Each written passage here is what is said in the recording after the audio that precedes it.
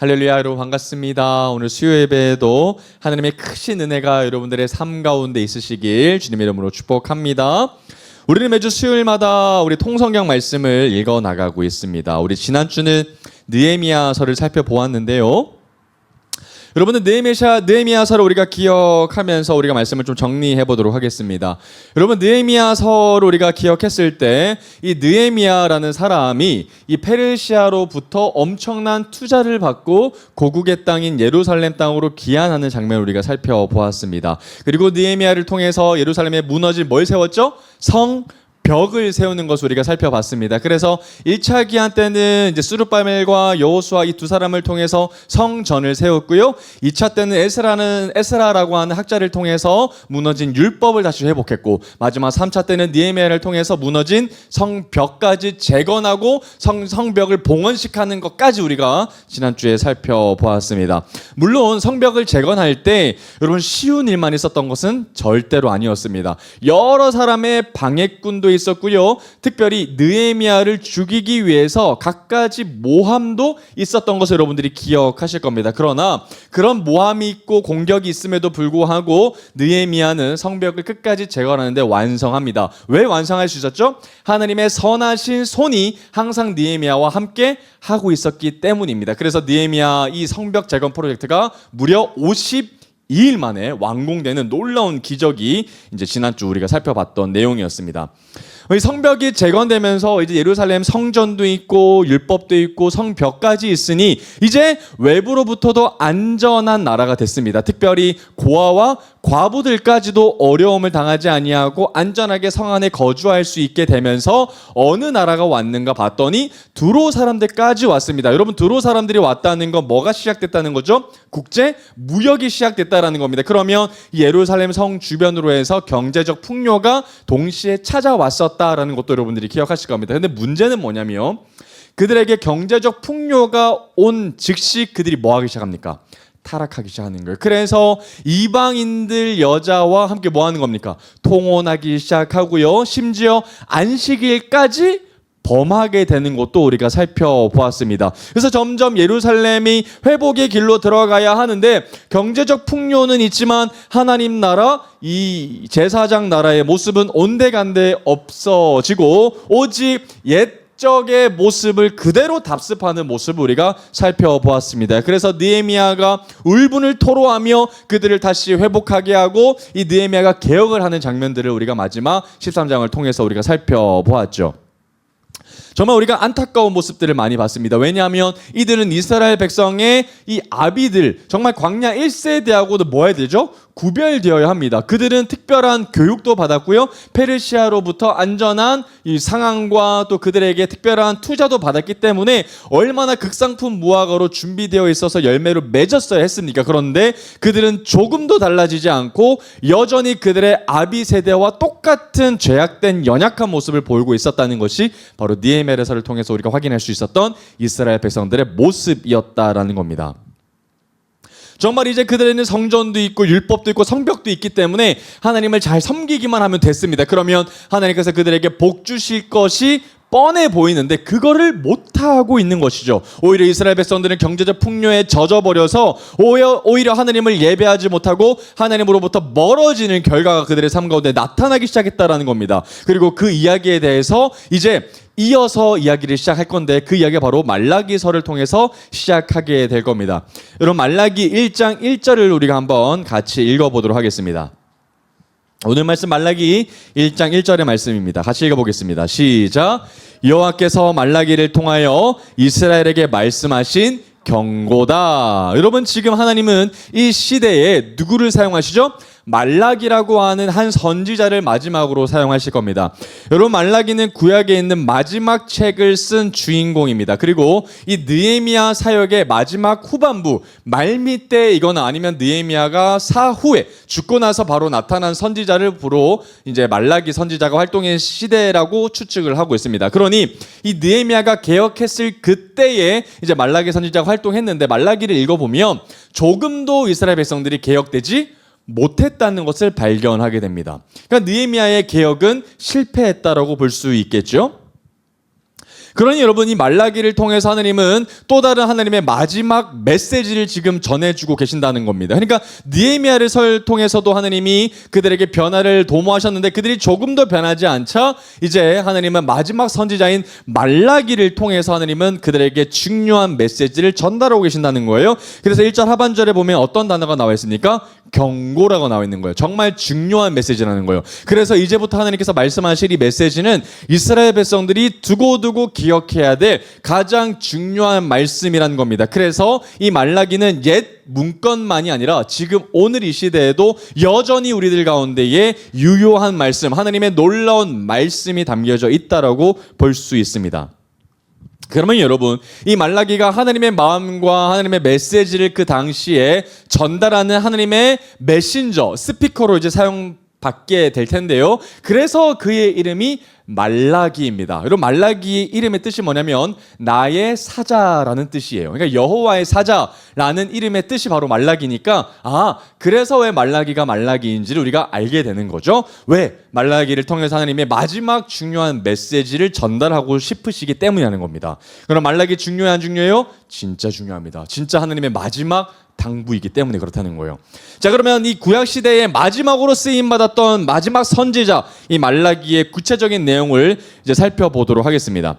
여러분, 말라기 1장 2절부터 이제 말라기가 어떤 구조로 펼쳐지냐면요, 하나님이 어떤 선지서 중에서도 가장 하나님이 직접 말씀하신 메시지가 가장 많은 본문이 바로 이 말라기입니다. 그러니까 선지자가 말한 게 아니라요, 하나님이 직접 말씀하신 분량이 가장 많은 선지자가 바로 이 말라기입니다. 그래서 하나님의 마음이 가장 많이 담겨져 있는 게 말라기인데, 더불어 이 하나님의 마음을 담고 있는 대화와 동시에 이스라엘 백성들 간의 대화가 여러 차례 나타나게 될 겁니다. 이 토론처럼 벌어지게 될 거고요. 또 이스라엘 백성들은 하나님의 말씀에 순종하지 못하고 오히려 반박하고 토를 다는 장면이 나옵니다. 그래서 그 대화의 여러 가지 장면들을 이제 보게 될 텐데, 첫 번째 대화의 장면이 바로 1장 2절의 말씀입니다. 한번 보겠습니다. 자, 여호와께서 이르시되 내가 너희를 사랑하였노라. 밑줄 한번 꺼볼게요. 내가 너희를 사랑하였노라. 자, 그렇게 얘기하셨는데 너희는 이르기를 뭐라고 반박하는가 봤더니 주께서 어떻게 우리를 사랑하셨나이까 하는도다. 나 여호와가 말하노라. 에서는 야곱의 형이 아니냐. 그러나 내가 야곱을 사랑하였고. 여러분, 지금 이게 보면 하나님과 이스라엘 백성들 간의 대화의 형식으로 지금 진행되는 것을 볼 수 있습니다. 그런데 하나님께서 첫 번째 대화가 어떤 대화하셨어요? 하나님께서 이렇게 말씀하시죠. 내가 너희를 뭐 했다? 사랑하였노라. 그런데 여러분, 이 문구가 어떻게 받아들여지셔요?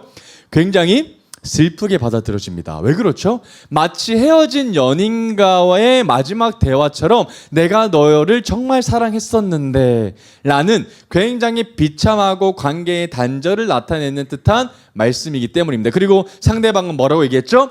너가 언제 나를 사랑했는데 라고 반박하는 것처럼 정말 이 두 사람의 관계는 마치 파국을 향해 달려가고 있는 사람의 모습이기처럼 보이기 때문이라는 겁니다.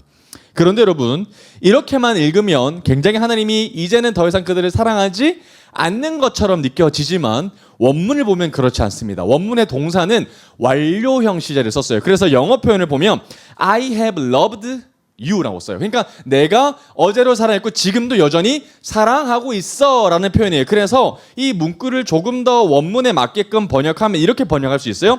나는 너희를 지금껏 사랑해온 하나님이다 라고 번역할 수 있는 거예요. 그러니까 지금은 더 이상 사랑하지 않고 옛적에서 사랑했던 사랑이 아니라 나는 예전부터 지금껏 뭐하고 있다? 사랑하고 있고 지금도 너희들을 사랑하고 있는 하나님이야 라는 표현이 바로 이 표현이라는 거예요.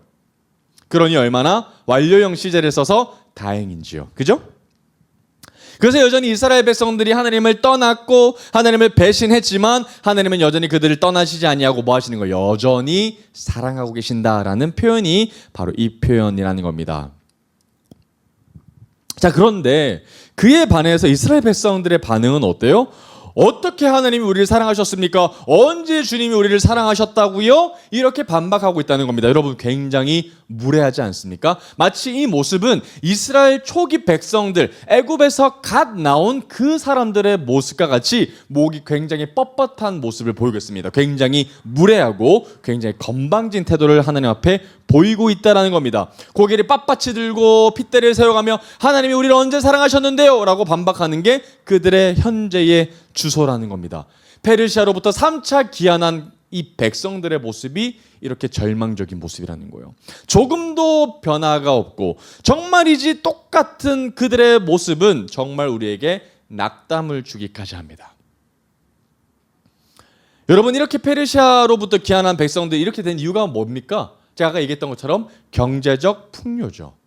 경제적 풍요가 일어나니까 오히려 하나님을 찾아야 됨에도 불구하고 그들은 하나님을 찾기보다 두로 사람들을 찾기 시작했고요. 이방 사람들과 함께 통혼하기 시작했고요. 안식일에도 쉬지 못하고 안식일에도 일을 해야 더 큰 돈을 벌 것으로 착각하며 살아갔다라는 겁니다. 그런데 오늘 말라기에서는 그 사람들이 그렇게 타락하게 됐던 가장 결정적인 이유를 또 다른 것으로 지적하면서 고발하고 있습니다. 그 지적한 내용에 대해서는 우리가 조금 더 말씀을 보면서 한번 확인해 보도록 하겠습니다.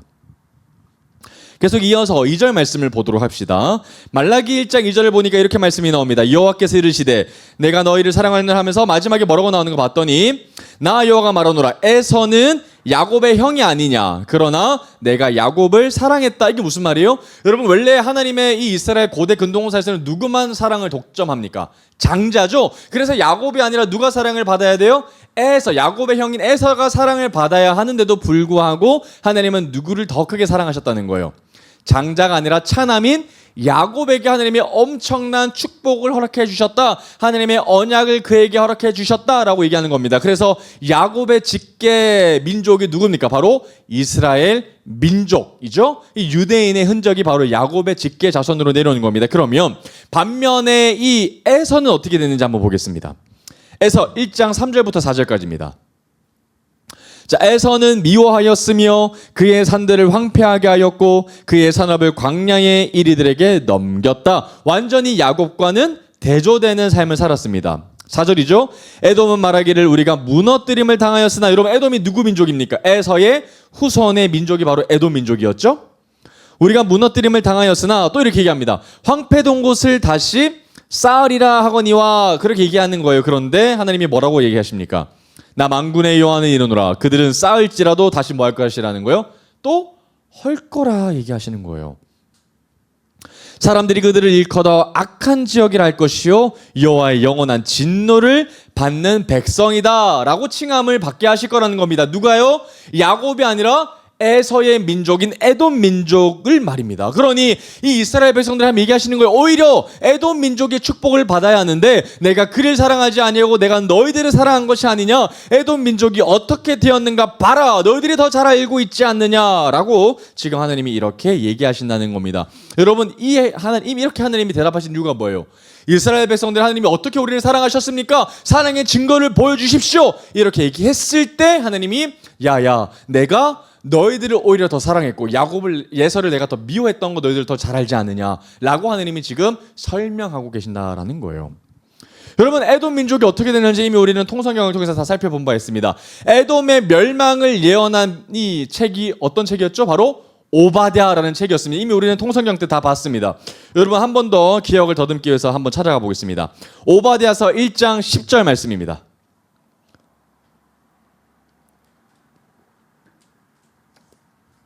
오바댜 1장 10절 말씀입니다. 제가 한번 오바댜 했을 때 얘기 말씀드렸습니다. 배우자 찾을 때 오바댜 찾을 수 있으면 합격 사인을 보내라고 얘기했던 바로 구약 책이 오바댜였죠. 오바댜 1장 10절 보면 어떤 말씀이 나와요? 내가 내 형제 야곱에게 행한 포악으로 말미암아 부끄러움을 당하고 영원히 뭐 할 거라는 거예요? 멸절된다. 또 18절 한번 보겠습니다. 1장 18절. 야곱 족속은 불이 될 것이며 요셉 족속은 불꽃이 될 것이요 에서 족속은 뭐가 될 거라고요? 지푸라기가 될 것이다. 에돔 족속이 그렇게 될 거라는 거죠. 그들이 그들 위해서 붙어서 그들을 불사를 것인즉 에서 족속에 뭐가 없다고요? 동그라미 쳐볼까요? 남는 자가 없다. 남는 자가 없다라는 겁니다. 여러분, 야곱 족속은 계속해서 끊임없이 하나님께서 후손들을 마련해 주실 겁니다. 그런데 에돔 족속은 멸절당하고 아무도 남는 자가 하나님 앞에 없을 것이라고 저주를 받습니다. 근데 여러분, 여기서 남은 자가 뭘 뜻하죠? 렘넌트죠. 여러분, 에서 족속에 있는 렘넌트를 하나님이 한 명도 남겨주지 않겠다고 하셨지만 끊임없이 우리가 통성령을 통해서 이스라엘 백성들에게는 하나님이 뭘 약속하셨죠? 렘넌트를 약속하셨어요. 완벽한 대조입니다. 그래서 여러분, 남는 자를 허락하신다는 것은 하나님이 뭐 하신다는 표징이죠? 사랑하신다는 표징이에요. 남는 자가 있다, 희망이 있다, 소망이 있다, 씨앗이 있다. 하나님은 여전히 그들을 포기하시지 아니하고 뭐 하신다? 끝까지 사랑하신다라는 강력한 증거가 바로 렘넌트입니다. 자, 말라기로 다시 돌아와 봅니다. 말라기 1장 6절 볼게요. 말라기 1장 6절 보니까 이런 말씀이 나옵니다. 자, 내 이름을 멸시하는 제사장들이라. 여러분, 지금부터는 하나님께서 이 무너진 성전 시스템, 이 제사장 시스템을 하나님이 지적하시면서 회복하게 하실 것입니다. 자, 그래서 하나님이 특별히 제사장들을 지적하고 계시죠. 내 이름을 멸시하는 제사장들이다. 자, 나 만군의 여호와가 너에게 이르기를 아들은 그 아버지를, 종은 그 주인을 공경하나니 내가 아버지일진데 나를 공경함이 어디 있느냐? 내가 주인일진데 나를 두려워함이 어디 있느냐 하나 너희는 이르기를 우리가 어떻게 주의 이름을 멸시하였나이까 하는도다. 여러분, 지금 분명히 하나님은 제사장들에게 고발하고 계시는 거죠. 너희들이 나의 이름을 멸시했다, 공경하지 않았다 라고 얘기했습니다. 분명히 공경함이 어디 있느냐, 또 두려워함이 어디 있느냐 라고 얘기하셨는데 이스라엘 백성들이 맞습니다, 하나님, 우리들은 그렇게 했습니다 라고 회개하지 않고 뭐예요? 또 반박하죠. 뭐라고 반박해요? 우리가 어떻게 주의 이름을 멸시했습니까? 라고 얘기합니다. 여러분, 굉장히 무례합니다. 여러분, 지금 제사장들이 이런 지적을 받고 있어요. 여러분, 성전에서 하나님만을 예배하고 하나님 앞에만 구별되기로 각오해야 되는 제사장들이 이미 하나님 앞에 먼저 배신했다면 일반 백성들은 어떻게 됐을까요? 더 타락했겠죠. 여러분, 제사장, 하나님 앞에 모범을 보여야 될 사람들이 더 이렇게 됐다면 일반 백성들은 말할 필요도 없이 더 타락했을 겁니다. 여러분, 분명히 이들은 귀한 세대들이에요. 하나님 앞에 구별된 세대들이고 극상품 무화과로 남겨진 자들입니다. 그런데 이들의 삶은 전혀 따라오고 있지 못하고 있습니다. 여러분, 성전도 있고요, 그 안에 율법도 회복됐고요, 그리고 성벽도 있습니다. 그러나 그 안에 뭐가 없는 겁니까? 참된 예배자가 없는 겁니다. 그 안에 참된 제사장이 없다라는 거예요. 여러분, 성전이 되지 못하고 제사장들까지 타락해가고 그 안에 하나님을 예배할 사람들이 사라져가고 있는 것을 하나님은 지적하고 계신다라는 겁니다. 그런데 하나님이 그렇게 고발하고 계시는데도 불구하고 하나님 앞에 서 있어야 될 예배자들이 뭐라고 얘기하는 겁니까? 목을 빳빳이 들고 우리가 언제 그렇게 했습니까? 우리는 하나님 앞에 예배를 잘 드렸습니다라고 반박하고 있다는 겁니다. 잘하고 있다라고 착각하고 있는 거예요. 내 삶 가운데 전혀 문제가 없고 내 예배가 올바르게 드려지고 있다라고 하나님 앞에 기고만장하게 착각하고 있다는 겁니다. 근데 여러분, 이 삶이, 이런 그리스도인들의 모습이 그들만 그럴까요? 아니죠, 여러분. 이 시대에 얼마나 많은 이 시대의 크리스찬들이 자기 기만에 빠져 있습니까? 내 예배가 올바른 예배라고 착각하고 있습니까? 이 정도면 충분하다라고 오해하면서 그 정도로 만족하면서 예배를 드리는지. 그러나 하나님은 말라기를 통해서 분명히 얘기하시죠. 예배가 문제가 있다. 근데 여러분, 이 하나님의 핵심은요, 말라기 끝까지 일관되게 말씀하실 겁니다. 예배를 더 깊이 사모해라. 예배를 회복해야 된다. 지금의 예배는 가짜라고 하나님이 분명히 얘기하십니다. 1장 7절 한번 볼까요? 말라기 1장 7절입니다. 너희가 더러운 떡을 나의 제단에 드리고도 말하기를 우리가 어떻게 주를 더럽게 하였나이까 하는도다. 이는 너희가 여호와의 식탁은 경멸히 여길 것이라 말하기 때문이다. 여러분, 지금 하나님은 어떤 이슈를 다루고 계셔요? 하나님 앞에 드려지는 제사의 제사물을 하나님이 지적하고 계시는데 그 떡을 어떻게 하나님이 표현하십니까? 더럽다고 얘기하셔요. 여러분, 지금 이스라엘 백성들은 하나님 앞에 제사를 안 드리는 것이 아닙니다. 그리고 하나님 앞에 예물을 안 드리는 것이 아니에요. 그들은 하나님 앞에 예배를 드리고 있고 예물을 드리고 있습니다. 그런데 하나님이 그 예배를 받으시지 않는 게 문제인 거예요. 하나님께 드리는 그 예물을 드린다라는 것보다 더 문제는 하나님이 그 예물을 가증하게 여기신다나, 그래서 안 받으신다는 것이 더 큰 문제라는 겁니다. 그런데 이스라엘 백성들이 뭐라고 얘기하는 겁니까? 하나님, 내가 언제 예물을 안 드렸습니까? 나는 예물을 드렸습니다 라고 하나님 앞에 또 따지고 있는 거예요. 나는 하나님 앞에 드렸다. 이 정도면 충분하다. 이 정도면 나는 만족한다. 하나님이 뭘 더 바라십니까? 라고 반박하는 모습은 너무나도 소름 돋게 오늘날의 그리스도인들과 닮아있죠. 이 말은 주의 제단을 대충 준비해도 상관없다라는 말입니다. 여기서 뭐라고 표현하냐면 너희가 여호와의 식탁은 경멸히 여길 것이라고 말하기 때문에 이게 무슨 말이냐면 하나님의 제단에 이 떡 정도는 충분하다라는 거예요. 더러운 떡이라도 이 모자란 떡이라도 하나님의 제단을 그렇게 신경 쓸 필요가 없다라는 표현이 바로 이 표현이거든요. 이 정도면 충분하다. 이 정도면 됐다. 이 정도면 만족한다라는 의미가 여기에 담겨져 있는 거예요. 그러나 하나님은 그 정도의 수준의 예배를 받으시지 않습니다. 여러분, 대충 형식만 갖춰지는 예배요? 구색만 갖춰지는 예배요? 단순히 여기 앉아있는 예배요? 절대 하나님이 기뻐 받으시지 않습니다. 오히려 하나님이 분개하십니다. 그러니 여러분, 우리가 평생도록 하나님 앞에 서 있어야 되는 예배의 태도가 뭡니까? 우리의 예배를 받아주십시오, 이거거든요. 오직 겸손한 마음으로 예배를 와서 잠깐 앉았다가 가는 것에 만족하는 것이 아니라 하나님, 내 예배를 온전히 받으시길 원합니다. 내 예배가 땅에 떨어지는 것이 아니라 나의 모든 전인격적으로 드리는 하나님 앞에 정성을 다해서 내 몸과 내 목숨까지 드리는 예배가 되길 원합니다 라고 하는 예배가 하나님이 참되게 받으시는 예배라는 겁니다. 1장 8절 볼까요? 더 슬픈 일이 너무 많아요. 하나님이 얼마나 그 예배를 가증하게 여기시는가. 1장 8절입니다. 만군의 여호와가 이르노라 너희가 눈먼 희생 제물을 바치는 것이 어찌 악하지 아니하며 저는 것과 병든 것을 드리는 것이 어찌 악하지 아니하냐. 이제 그것을 너희 총독에게 드려보라. 그가 너를 기뻐하겠으며 너를 받아주겠느냐. 여러분, 하나님 앞에 뭘 드린 겁니까? 이스라엘 백성들이. 여러분, 눈먼 희생제물을 드린 거예요. 저는 것, 병든 것, 제일 쓸모없는 것을 하나님 앞에 드린 겁니다. 왜 그렇게 했을까요? 아까우니까. 여러분, 내 인생 가운데 주어진 모든 것들은, 내 인생의 모든 소산물과 열매들은 오직 주께로부터 왔음을 우리는 고백합니다. 그러나 그것을 하나님 앞에 드릴 때 우리는 굉장히 인색하죠. 왜죠? 아까우니까. 그래서 이스라엘 백성들은 이런 결정을 한 겁니다. 구색만 갖추자고요. 형식만 갖추자고요. 왜 그렇게 했을까요?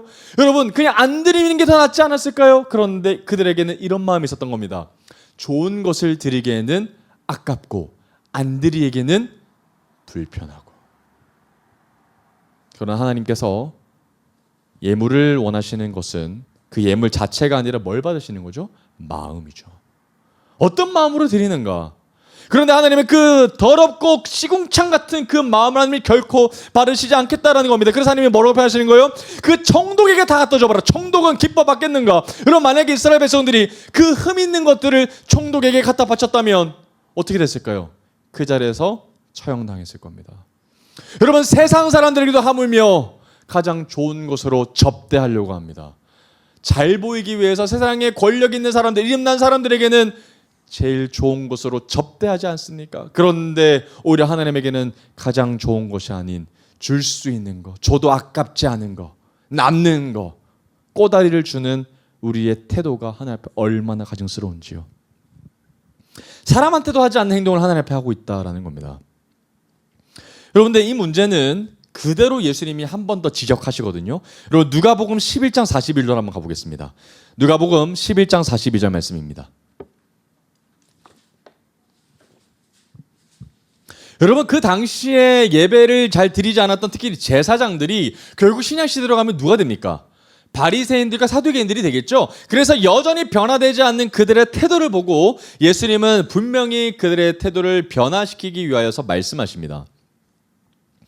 누가복음 11장 42절 보면 이런 말씀이 나오죠. 화 있을진저 누굽니까? 너희 바리새인이요. 그래서 이 바리새인들이 누구로부터 출발한 거예요? 바로 말라기 시대 때 있었던 타락한 제사장들이에요. 너희 바리새인이여 너희가 박하와 운양과 모든 채소의 11조는 드려죠. 안 드리는 게 아닙니다. 그런데 뭘 안 드려요? 공의와 하나님께 대한 뭘 버려요? 사랑을 버려요. 여러분, 구색을 갖춰요. 형식은 다 줍니다. 그런데 거기에 뭐가 없어요? 진심이 없어요. 마음이 없어요. 11조가 중요한 게 아닙니다. 11조에 뭐가 담겨져야 되는 거예요? 진실한 마음이에요.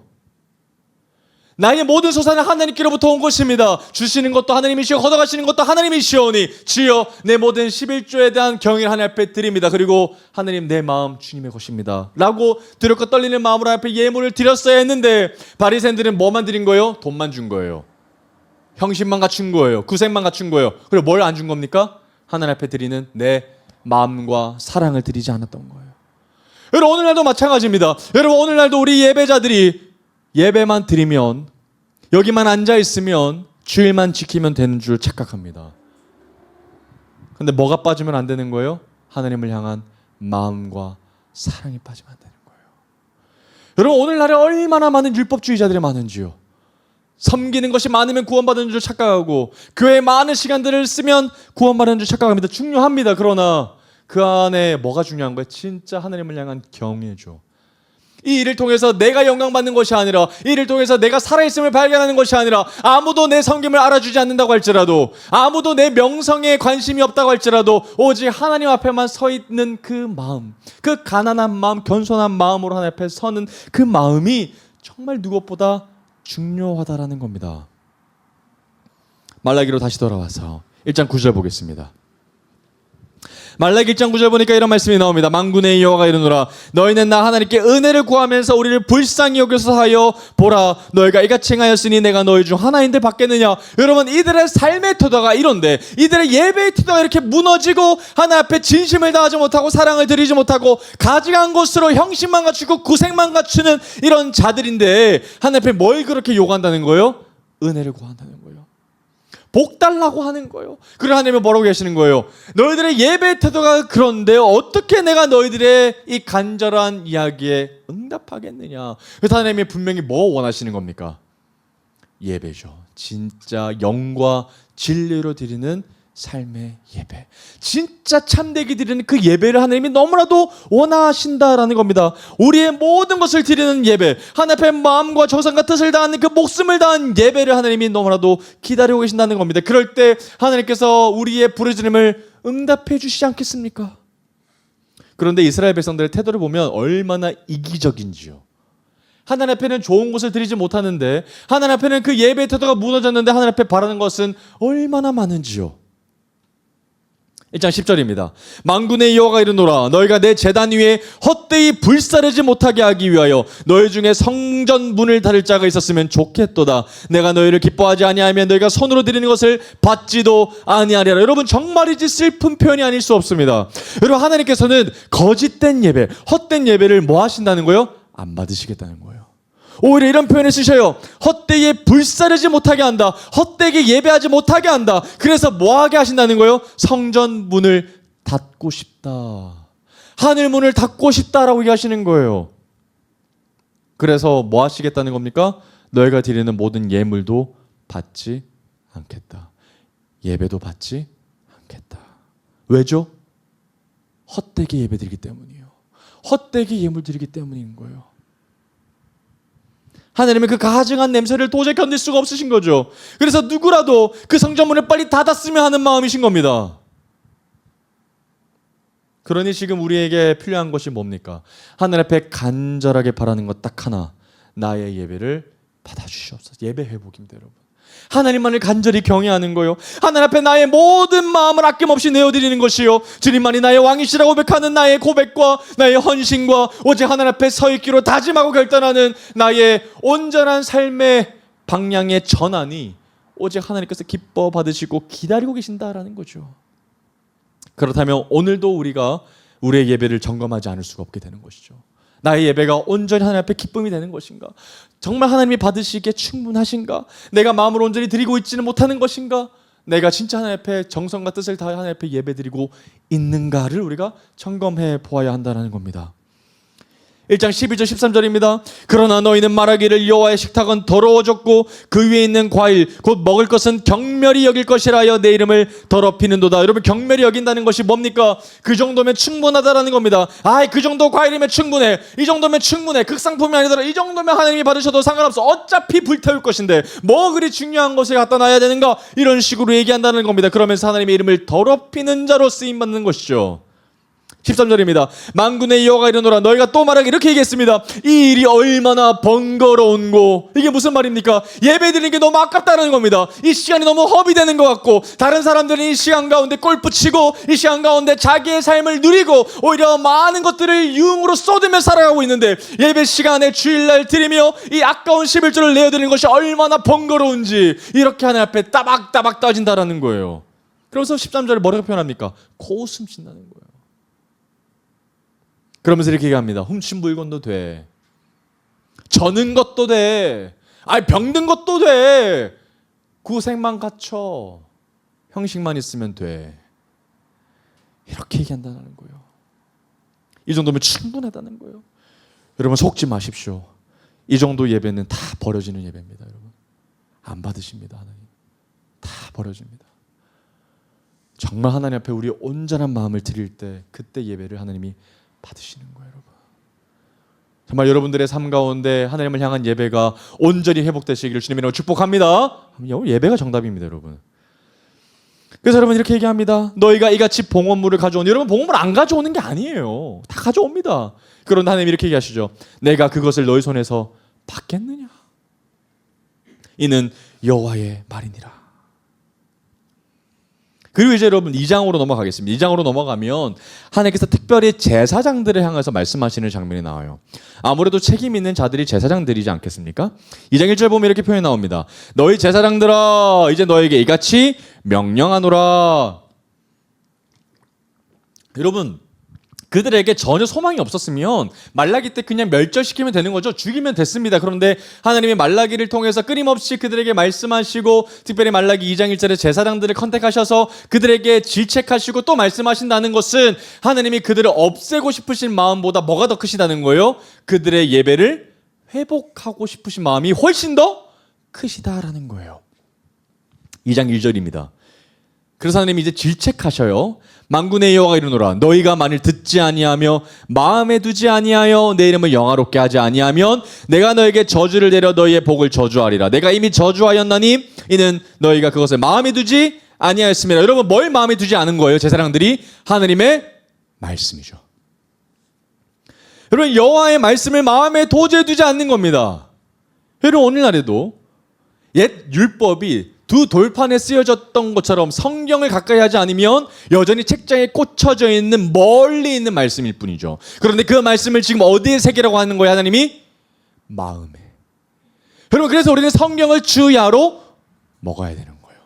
하나님을 예배하면서 그 말씀을 신령한 젖을 사모하면서 두 돌판에 쓰여져 있는 말씀이 아니라 내 마음판에 새겨진 말씀으로 새겨야 하는 것이죠. 그래서 하나님의 말씀을 엄중히 깨달아서 하나님의 말씀 가운데 항상 서 있기를 간구해야 한다는 겁니다. 2장 4절 볼까요? 만군의 여호와가 이르노라 내가 이 명령을 너에게 내린 것은 레위와 세운 나의 언약이 항상 있게 하려 함인 줄을 너희가 알리라.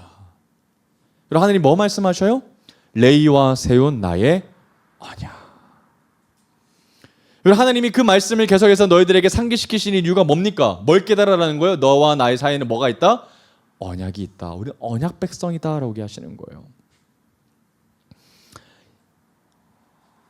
그러면서 계속 하나님이 제사장들이 어떠해야 되는가? 그러면 제사장들이 하나님 앞에 어떤 모습을 보여야 하는가에 대해서 하나님이 샘플에 대해서 말씀하십니다. 2장 5절에서 10절까지입니다.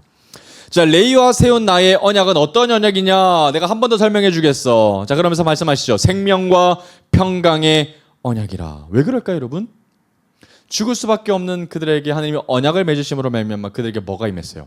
생명이 임했죠. 그래서 죽음이 떠났기 때문에 그들의 삶 가운데 불안하지 않고 뭐가 찾아온 거예요? 샬롬이 찾아온 거예요. 그래서 생명과 평강의 언약으로 하나님이 말씀해 주신다는 거예요. 내가 이것을 그에게 준 것은 그로 뭘 하게 하림이다? 경외. 하나님을 두렵고 떨리는 마음으로 앞에 서 있으라라고 얘기하시는 거예요. 그가 나를 경외하고 내 이름을 두려워하였으며 그의 입에는 진리의 법이 있었고 그 입술에는 불의함이 없었으며 그가 화평함과 정직함으로 나와 동행하며. 밑줄 거 볼까요? 제사장들의 역할입니다. 뭡니까? 많은 사람을 돌이켜 죄악에서 떠나게 해야 했습니다. 이게 제사장들이 해야 될 역할이죠. 그리고 오늘날에는 여러분 제사장이 목회자만 아닙니다. 제사장은 누구죠? 바로 여러분들입니다. 왕 같은 제사장으로 쓰임 받는 사람들은 목사만 아니라 바로 여러분들, 예배자들 전부입니다. 그러니 여러분, 그의 입에는 진리의 법이 있고 그의 입술에는 불의함이 없으며 그거 화평함과 정직함으로 하나님과 동행하며 많은 사람을 돌이켜 죄악에서 떠나게 하는 자가 바로 오늘날 우리가 살아가야 될 그리스도인들의 사명이라는 거예요. 7절입니다. 제사장의 입술은 지식을 지켜야겠고 사람들은 그의 입에서 율법을 구하게 되어야 할 것이니 제사장은 만군의 여호와의 뭐가 된다고요? 사자가 된다는 겁니다. 여러분, 제사장뿐만 아니라 누가요? 예배자가, 누가요? 바로 여러분들이 만군의 여호와의 사자가 되어야 된다는 겁니다. 그러면 오늘날 여러분들의 삶은 누구랑 같아야 되는 거예요? 이 말씀을 이 시대에 전한 말라기와 같아야 되는 거예요. 여러분, 말라기는 멀리 있는 선지자가 아니라 바로 여러분들의 사명이죠. 여러분, 말라기 뜻이 뭐였습니까? 나의 사자.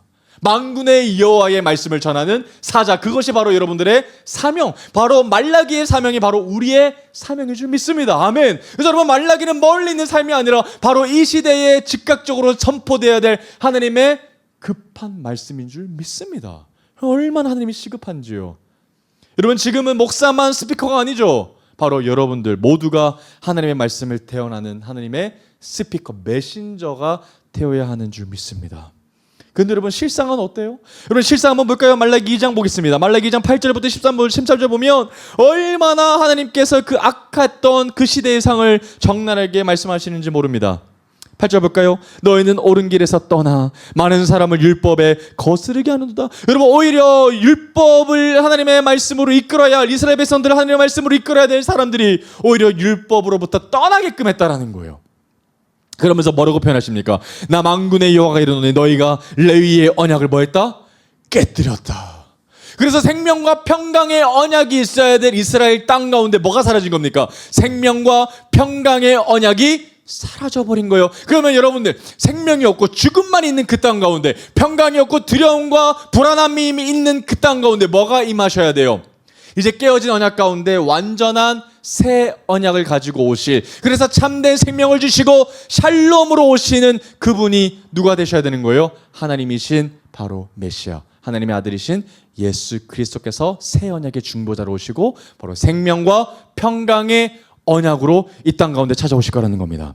9절이죠. 너희가 내 길을 지키지 아니하고 율법을 행할 때에 사람에게 치우치게 하였다. 나도 너희로 하여금 모든 백성 앞에서 멸시와 천대를 당하게 하였느니라 하시니라. 10절. 자, 하반절 봅니다. 자기 형제에게 거짓을 행하여 우리 조상들의 언약을 욕되게 했다. 11절. 예루살렘 중에서는 가증한 일을 행하였다. 어떤 일을 받는가 봤더니 유다 지파는 여호와께서 사랑하시는 그 성결, 여러분, 우리가 이제 성전할 때 이 제사장이 입고 있는 머리, 이 에봇 가운데에 머리에 뭐가 붙겠어요? 여호와께 성결이라는 메시지가 박혀져 있는데 그들이 성결하지 못하고 뭐 하는 거예요? 하느님을 향한 그 성결, 구별됨을 오히려 뭐 하게 됐다? 유다 지파가 욕되게 했다. 특별히 그들의 죄가 뭡니까? 이방 신의 딸과 결혼했습니다.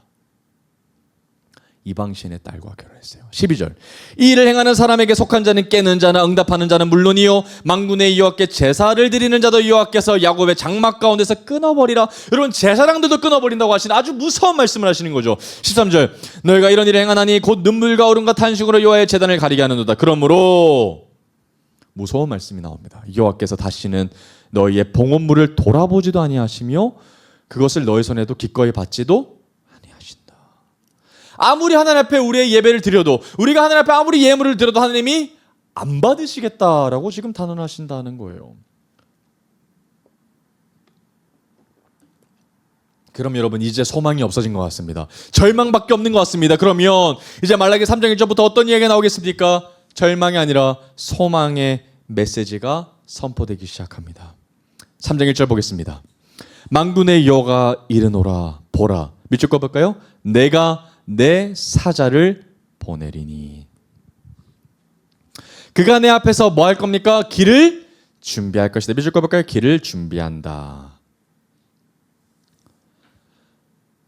여러분, 길을 준비한다라는 말은 웨이 메이커가 아니죠.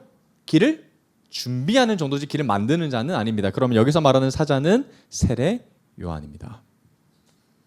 자, 그런데 또 너희가 구하는 바 주가 갑자기 그의 성전에 임하시리니 곧 너희가 사모하는 바, 여기서 말하는 언약의 사자는 누굴까요? 바로 예수 그리스도십니다. 언약의 사자가 임하게 될 거다. 여러분 왜 언약의 사자가 와야 될까요?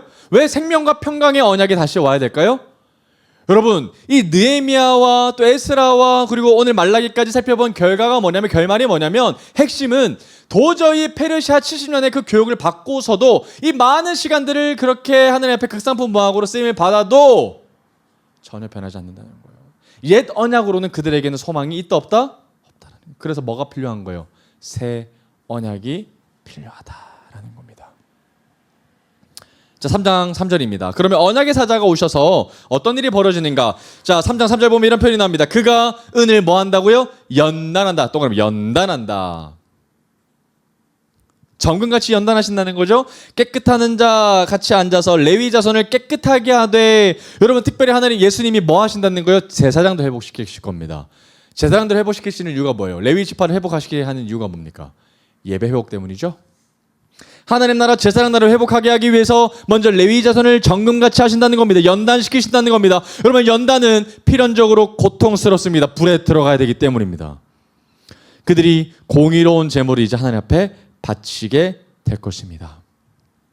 여러분 아까 우리가 누가복음을 통해서 살펴봤습니다. 바리새인들에게 예수님이 뭐라고 말씀하셨어요? 11조는 드리지만 공의롭지 못하고 하나님 앞에 사랑을 드리지 않는다라고 지적받았죠. 그런데 예수님이 장차 오실 때는 뭐 하게 될 거라는 겁니까?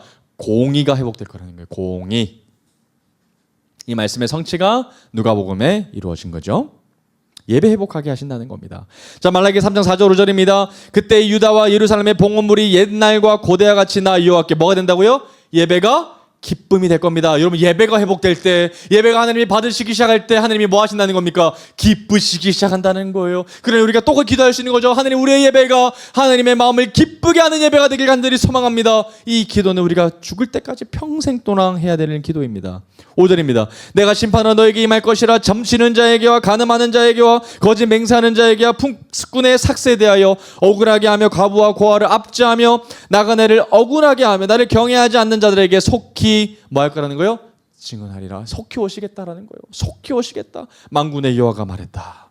3장 7절입니다. 만군의 여호와가 이르노라 너희 조상들의 날부터 너희가 나의 규례를 떠나 지키지 아니하였다. 그런즉 하나님의 말씀과 마음이 나타납니다. 뭐하라? 그런즉 뭐하라? 내게로 돌아와. 이게 하나님의 본심이시죠? 떠났던 너희들아 빨리 돌아와라. 그리하면 나도 너에게로 뭐 하겠다고요? 돌아가겠다. 여러분 이미 불륜을 저지른 상대방으로부터 이렇게 얘기하는 거예요. 돌아와. 돌아오기만 하면 지금이라도 돌아오면 나는 다시 너희를 뭐 하겠다는 거예요? 가겠어. 다시 너에게로 가겠어 라고 얘기하는 겁니다. 여러분 이런 사랑이 어디 있어요?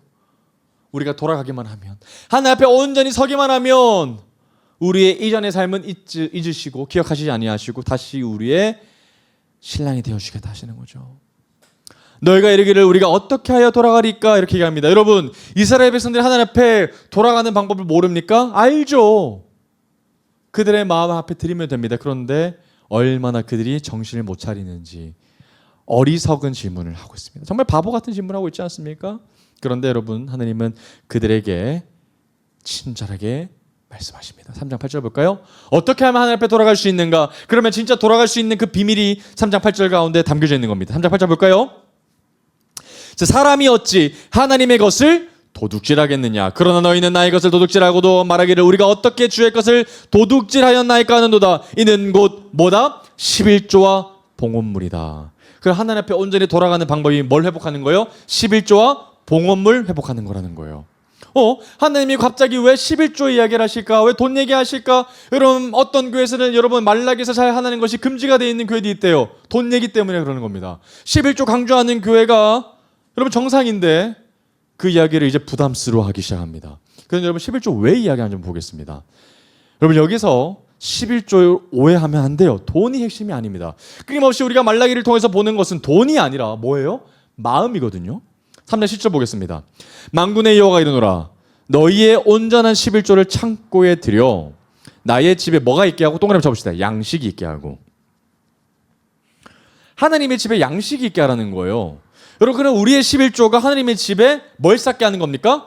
양식을 쌓게 하는 겁니다. 그것으로 나를 시험하여 내가 하늘 문을 열고 너에게 복을 쌓을 곳이 없도록 붙지 아니하나 보라. 여러분 그러면 하나님이 돈이 필요하신 것이 아닙니다. 왜냐하면 우리가 하늘의 곳간을 채우기 시작할 때 하나님 우리가 드리는 것보다, 우리가 하나님 앞에 드리는 것보다 비교할 수 없을 정도로 우리에게 하나님이 복 주시겠다고 약속하셨기 때문에 하는 겁니다. 그러면 하나님은 조금도 우리에게 뭘 필요로 하지 않으신다? 돈을 필요로 하지 않으신다라는 거예요. 그럼 하나님 우리에게 뭘 필요로 하시는 걸까요? 마음이에요. 하나님 앞에 드리는 그 예배의 태도를 원하신다는 거. 그러면 우리에게 하나님은 돈을 필요로 하시는 분이 아니라 하나님 우리에게 뭐 주시길 원하시는 분? 복 주시길 원하시는 분이라는 겁니다. 그래서 하나님이 우리에게 복 주시기 위해서 뭘 회복하라는 겁니까? 하나님 앞에 드리는 그 예배의 태도, 특별히 11조와 봉헌물을 온전히 회복하라라고 얘기하고 계신다는 겁니다. 그러면서 그 11조의 역할에 대해서 얘기하시는 건데, 그 11조는 어떤 일을 하는 거예요? 하나님의 집에 양식이 있게 한다. 여러분, 하나님의 집에 양식이 있게 한다. 여러분, 이거는 멀리는 하나님의 천국의 양식을 쌓게 한다라는 말도 되지만, 가까이는 이 땅 가운데 성전의 곳간을 채운다라는 말도 됩니다. 여러분, 왜 이것이 회복되어야 됐을까요? 여러분, 11조는 언제 나온 법입니까? 여러분, 이미 우리 창세기 때 11조가 나오죠? 그리고 이 창세기를 넘어서 이 11조가 명문화된 것은 레위기 때입니다. 근데 여러분, 이 11조가 그때부터 쭉 지켜졌는데 지금 11조를 하나님이 이들에게 뭐라고 얘기하시는 거예요? 잘 지켜지지 않는다라고 얘기하는 거예요. 그런데 여러분, 11조가 왜 지켜져야 합니까? 안 지켜지면 누가 피해를 받아요? 레위 지파들이에요. 레위 지파들은 일을 하지 않습니다. 성전에서만 근무하죠. 그러면 여러분, 성전에 11조가 들어오지 않으면 레위 지파가 살아남을 수 있어요? 없어요? 없습니다. 그럼 레위 지파가 살아남지 못하면 뭐가 사라져요? 성전에서 드리는 예배가 사라지기 때문이에요. 그래서 하나님은 특별히 11조를 회복해서 레위 지파들의 회복, 특별히 제사장들의 회복, 그래서 온전히 성전에서 예배를 감당할 수 있는 사회, 즉 제사장 나라, 하나님 나라가 문제없이 운영될 수 있도록 하나님이 다시 마련해 주셨다라는 거죠. 자, 이제 말라기 3장 11절부터 12절입니다. 자, 만군의 여호와가 이르노라, 내가 너희를 위하여 메뚜기를 금하여 너희 토지 소산을 먹어 없애지 못하게 하며 너희 밭에 포도나무 열매가 기한 전에 떨어지지 않게 하리니 너희 땅이 아름다워짐으로 모든 이방인들이 너희를 뭐하게 된다는 거예요? 복되다. 여러분, 세상 사람들이 우리를 축복받는 거 보고 뭐라고 표현한다는 거예요? 복되다. 여러분, 왜 우리가 복을 받는다고 나오는 거예요? 하나님 앞에 우리가 아낌없이 11조와 봉헌물을 드릴 때, 우리가 하나님 앞에 아낌없이 하나님 앞에 전심으로 드리기 시작할 때 우리가 하나님에게 받는 그 축복을 누리는 것을 보고 세상 사람들이 우리에게 뭐라 그런다는 거예요? 너희들 참 복되다. 어떻게 복될 수 있냐? 우리는 하나님 앞에 온전히 예배를 회복했다라고 얘기하라는 거예요. 3절 13절 15절 볼까요? 여호와가 이르노라, 너희가 완악한 말로 나를 대적하고도 이르기를 우리가 무슨 말로 주를 대적하였나이까? 라고 또 반박합니다. 14절, 여러분 이거 보십시오. 굉장히 충격적인 이야기인데, 이는 너희가 말하기를 하나님을 섬기는 것이 헛되니, 밑줄 꺼볼까요? 하나님을 섬기는 것이 헛되니. 여러분 너무 충격적이지 않습니까? 여러분 이 말 왜 하는 걸까요? 하나님을 예배하는 것이 무익하니 이 말이거든요. 만군의 여호와 앞에서 그 명령을 지키며 슬프게 행하는 것이 무엇이 유익하겠습니까? 여러분, 슬프게 행한다, 억지로 행한다는 거죠. 이게 도대체 내 삶 가운데 어떤 의미가 있습니까? 내 시간 내서 주일마다 하나님을 섬기고 내 물질 쓰고 다른 사람들 섬기고 사랑하고, 이 아깝게 뭐 하는 겁니까? 너무나도 어리석은 것 같습니다. 무익합니다. 헛되고 헛된 겁니다. 그러면서 15절 이렇게 얘기하죠.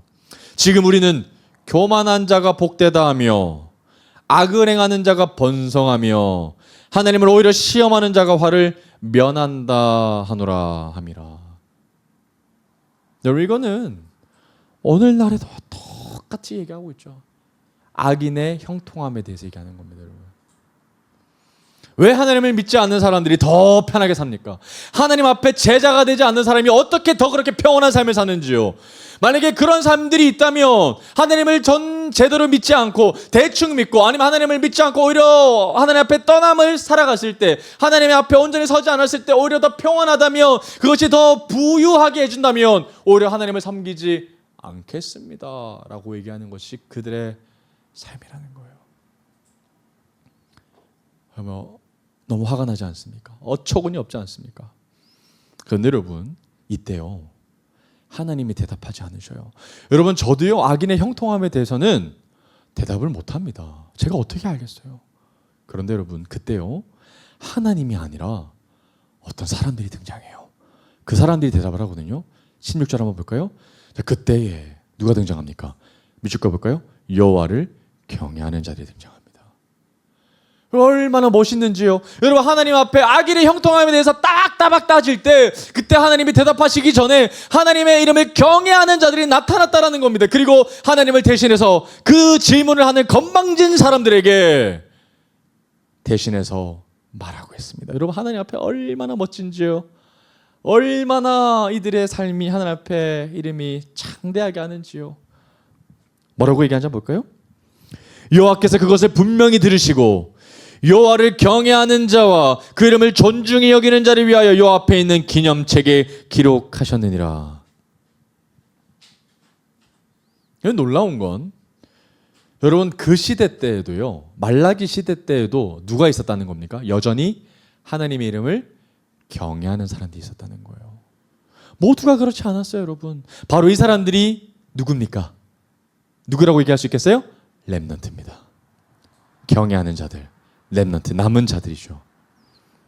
그들이 이렇게 얘기하는 거예요. 마지막 날에 여호와를 경외하는 자와 그 이름을 존중히 여기는 자는 하나님의 생명책의 기념책에 기록될 것이다.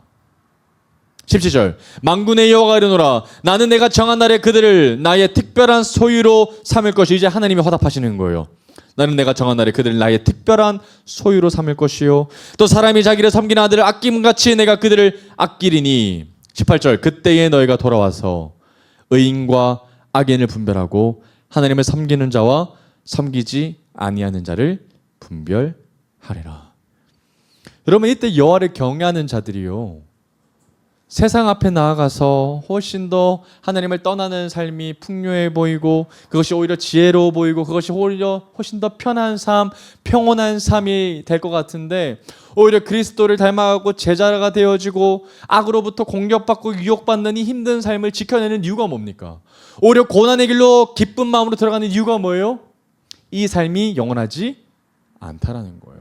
그리고 그것이 하나님의 뜻이고 마지막 날에 하나님이 뭐 하신다는 겁니까? 우리를 기념책에 기록하셔서 우리를 하나님의 특별한 소유로 삼으실 것을 기대하는 마음으로 오히려 이 땅 가운데 고난의 길로 들어간다라는 겁니다. 그러면서 마지막 날에는 딱 두 가지 부류의 사람밖에 없다라고 분명히 하나님이 화답하십니다. 뭐라고 얘기하시죠? 맞다 얘들아, 너희들이 얘기하는 이 항변이 맞다 얘들아. 뭐라고 하십니까? 의인과 악인밖에 없거든.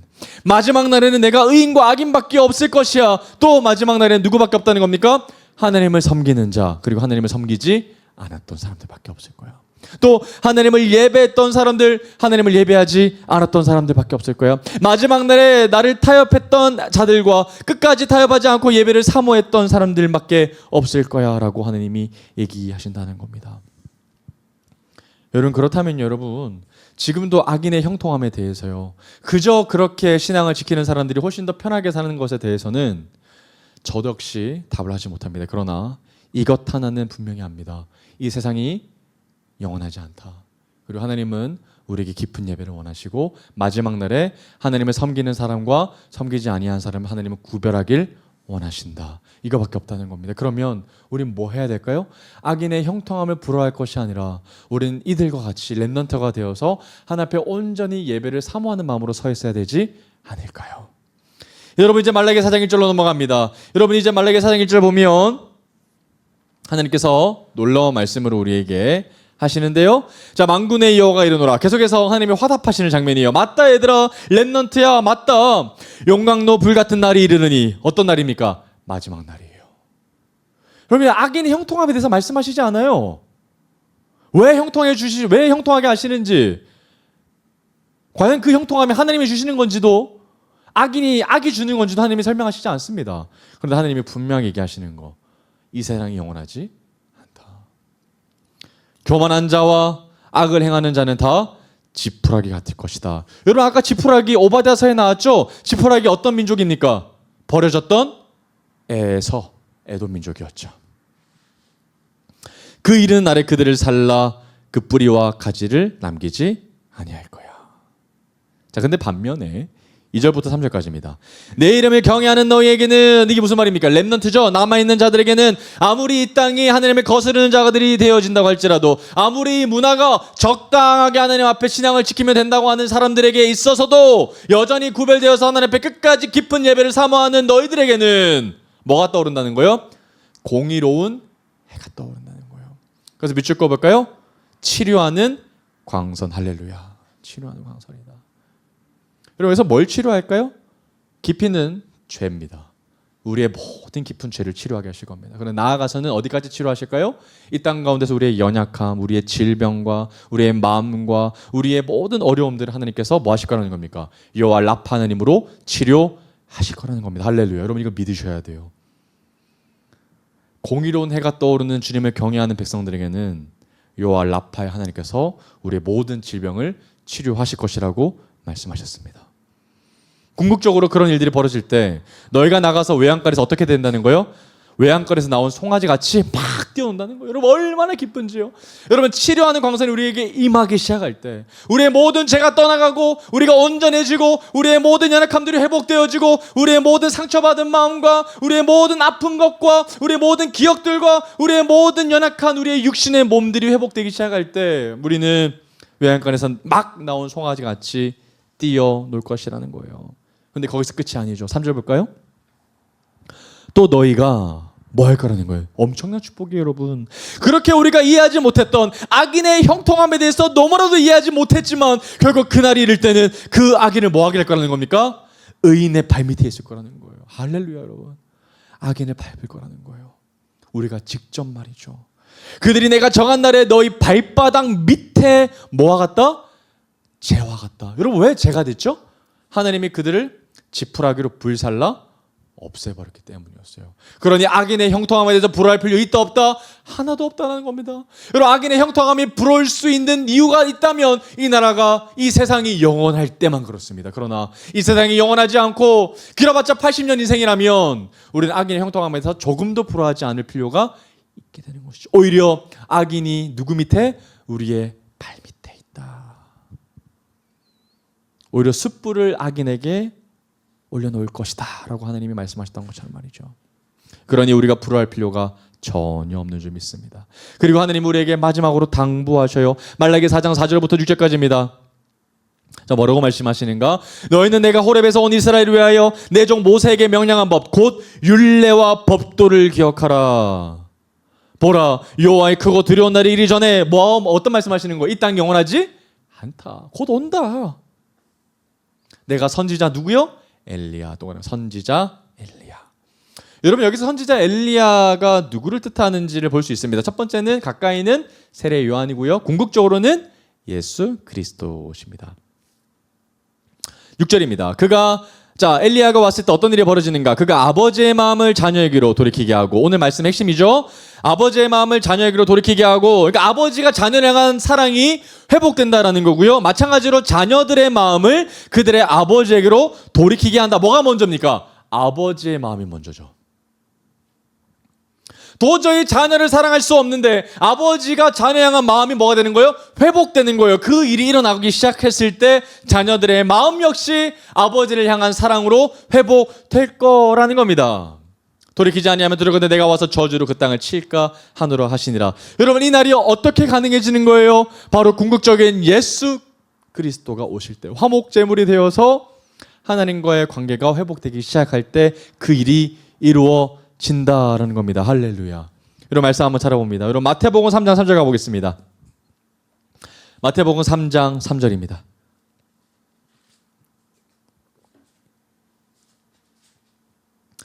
자, 그는 선지자 이사야를 통하여 말씀하신 자라. 일러스되 광야에 외치는 자의 소리가 있어 너희는 주의 길을 뭐해라? 준비하는 사람 아까 누구 했죠? 준비하는 사자는 바로 세례 요한이었습니다. 그가 오시기를 곧게 하라. 자, 이제 마태복음 11장으로 한번 가보겠습니다. 마태복음 11장 10절에서 14절까지입니다. 이 엘리야에 대해서 여러분 오해할 필요가 없는 건 예수님이 직접 엘리야를 향하여서 세례 요한이라고 알려주셨기 때문이거든요. 마태복음 11장 10절에서 14절까지 보면 이런 말씀이 나와요. 기록된 바 보라 내가 내 사자를 내 앞에 보내노니 그가 내 길을 내 앞에 준비하리라 하신 것이 이 사람에 대해서 말씀이니라. 그죠? 이 사람이 세례 요한이죠.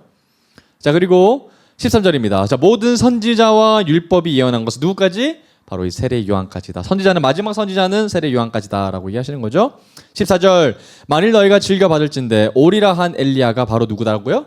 이 세례 요한이다라고 예수님이 친히 알려주고 계십니다. 그런데 그 엘리야는 어떤 엘리야였죠? 주의 길을 준비하는 엘리야였죠. 그러면 그 세례 요한이 가리켰던 사람이 누굽니까? 바로 하나님의 어린 양, 세상 죄를 지고 가는 하나님의 어린 양 예수 그리스도가 진짜 참된 엘리야로 오실 것이다 라는 이야기가 바로 예수님을 통해서 드려졌던 말씀입니다. 자, 그러면 여러분, 우리가 복음서를 통해서 확인할 수 있는 이 사실은 뭐냐면, 여러분, 이 렘넌트들, 우리가 이 느헤미야에서도 봤고요, 그리고 오늘 우리가 말라기를 통해서 봤던 이 남아있는 자들, 이 렘넌트들은 이제 우리가 살펴볼 400년의 간격에도 불구하고 여전히 신약 시대에도 뭐 했습니까? 살아남아 있었습니다. 자, 어떤 사람들이 살아남아 있었을까요? 신약으로 넘어왔을 때 여전히 렘넌트들은 누구였냐면, 가장 먼저는 세례 요한이겠죠. 그죠? 세례 요한이 남은 자들입니다. 또 누가 있을까요? 세례 요한을 믿음으로 양육했던 가족들 있을 겁니다. 자, 그다음에 마리아와 요셉 역시 남은 자였겠죠. 하나님의 율례와 규례를 잘 기억하고 하나님의 말씀에 순종했던 사람이었기 때문입니다. 또 누가 있을까요? 천사가 임했을 때 왔던, 별 보고 왔었던 베들레헴의 목동들 있었을 거고요. 또 누가 있었을까요? 가장 많은 사람들은 단연컨대 세례 요한이 요단강에서 세례를 줄 때, 회개의 메시지를 선포했을 때 그 세례 요한에게 뭐 받으러 나온 사람들? 세례 받으러 나온 사람들입니다. 여러분, 독사의 자식들이라고 비판받은 사람들도 있었지만 세례 요한에게 세례를 받으러 나온 사람들도 있었어요, 없었어요? 있었어요. 그 사람들이 어떤 사람들입니까? 렘넌트들이에요. 하나님의 말씀을 기다리지 않았더라면 절대 세례 요한에게 나왔을 리가 없겠죠. 여전히 그 악한 세대에도 400년의 긴 침묵 시간 가운데에도 그들은 하나님의 말씀을 기억하면서 하나님을 기억하면서 살아갔던 사람들이 그 시대에 있었고요. 그 렘넌트들이 예수님이 오시기를 준비했었던 사람들이었다는 거예요. 그러면 바로 오늘날의 우리들도 누구겠습니까? 하나님의 남은 자 렘넌트들이라는 겁니다. 그러면 여러분, 이제 이 말라기가 끝나고 우리 다음 주부터 살펴보게 될 400년의 긴 침묵의 시간 동안 이 남아있는 자들이 어떤 생각을 가지게 됐을까요? 분명히 하나님은 말라기를 통해서 우리를 사랑하신다라고 했습니다. 그죠? 그런데 400년 동안 하나님은 어떠한 말씀도 없으셨어요. 그러면 400년 동안 흘러갔던 그 시간과 세월 속에서 그들이 의문이 있었을 겁니다. 하나님은 진짜 우리에게 사자를 보내주실 것인가? 언제 보내주실 것인가? 그리고 하나님은 진짜 우리들을 사랑하시는 것이 과연 맞는가? 그 질문들을 가지고 400년의 시간들을 쭉 통과해 나갈 겁니다. 그리고 마침내 요한복음 3장 16절에서 하나님의 아들이신 예수님께서 이 땅 가운데 오셔서 뭐라고 말씀하시는 거예요? 마지막 요한복음 3장 16절 말씀 읽고 오늘 말씀 마무리하겠습니다. 요한복음 3장 16절 말씀입니다.